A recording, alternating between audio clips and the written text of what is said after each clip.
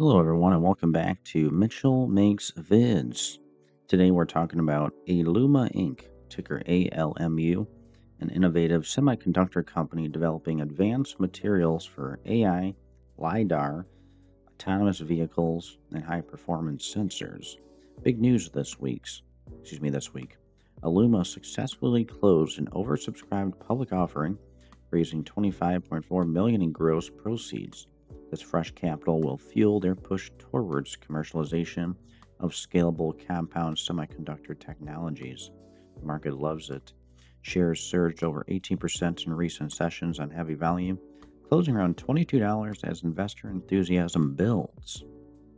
With strong growth potential in booming sectors like AI and photonics, plus an upcoming technical presentation at SPIE Photonics West later this month, ALMU is definitely one to watch.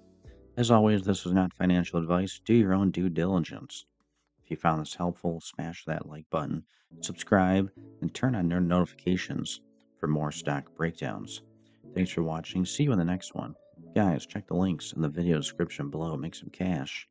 Become a member of my YouTube channel today. See you soon.